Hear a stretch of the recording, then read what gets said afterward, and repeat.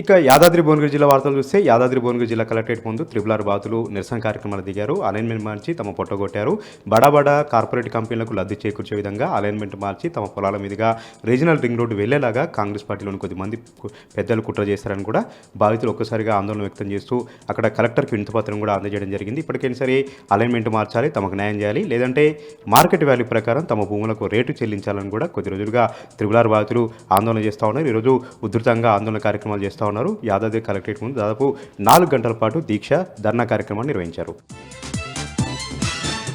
మరొక విషయానికి వస్తే యాదాద్రి భువనగిరి జిల్లా ఆలేరు మండలం వంగపల్లి వద్ద హైదరాబాద్ టు వరంగల్ జాతీయ రహదారిపైన రోడ్డు ప్రమాదం చోటు చేసుకుంది. ఆర్టీసీ బస్సు బ్రేకులు ఫెయిల్ అయి అక్కడ ఉన్నటువంటి ఆర్ఓబి బ్రిడ్జిని ఒక్కసారిగా ఢీకొనడంతో బస్సులో ఉన్నటువంటి ప్రయాణికులు కూడా భయాందోళనకు గురయ్యారు. బస్సు బ్రేకులు ఫెయిల్ అయి ఒకసారిగా ఆ చువ్వల గుచ్చుకోవడంతో ఈ ప్రమాదం జరిగిందని కూడా డ్రైవర్ చెప్తా ఉన్నారు. ఎవరికి ఎలాంటి ప్రమాదం కావడంతో, ఎవరికి ఎలాంటి గాయాలు కావడంతో అందరూ కూడా ఊపిరి పీల్చుకున్నారు. ఇక మరొక విషయానికి వస్తే యాదాద్రి లక్ష్మీ నరసింహ స్వామివారి క్షేత్రంలో 8వ రోజు ధనుర్మాసోత్సవాలు కన్నుల పండుగ జరుగుతూ ఉన్నాయి. ప్రాతకాలం నుండే గోదాదేవి అమ్మవారికి, ఆండల అమ్మవారికి ప్రవచనం నిర్వహిస్తూ ఉన్నారు. పాశుర పట్టములు నిర్వహిస్తూ ఉన్నారు. ఇక కుంకుమార్చన పూజలతో పాటు సహస్రనామార్చన పూజలు నిర్వహిస్తూ భక్తుల దర్శనార్థం అమ్మవారిని మాడవీధుల్లో కూడా ఊరేగించడం జరిగింది. గత 8 రోజులుగా యాదాద్రి అంతా కూడా కార్తీక శోభతో ధనుర్మాసోత్సవాలతో అంగరంగ వైభవంగా ఉంది.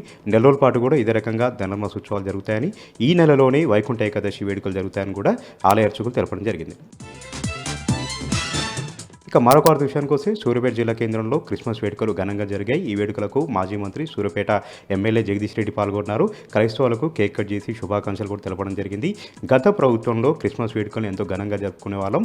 కేసీఆర్ గారి హయాంలో ప్రతి పండుగ కూడా ప్రాధాన్యత ఇస్తూ పేద క్రైస్తవులకు దుస్తులు కూడా పంపిణీ చేసేవాళ్ళం. కానీ కాంగ్రెస్ పార్టీ వచ్చిన తర్వాత ఆ కానుకలన్నింటినీ కూడా రద్దు చేశారు. దసరా పండుగ బతుకమ్మ చీరల్ని రద్దు చేశారు. అదేవిధంగా రంజాన్ పండుగకు తోఫాను కూడా రద్దు చేశారు. ప్రతి పండుగను కూడా సంతోషంగా జరుపుకోకుండా కాంగ్రెస్ పార్టీ ప్రభుత్వం నిరుత్సాహపరుస్తుందని కూడా జగదీష్ రెడ్డి ఆరోపణ చేయడం జరిగింది. క్రైస్తవులందరూ కూడా కలిసిమెలిసి ఐక్యతతో ప్రేమ అనుభవాలతో ఈ పండుగను అంగరంగ వైభవంగా జరుపుకోవాలని కూడా జగదీష్ రెడ్డి ఈ సందర్భంగా సూచించారు.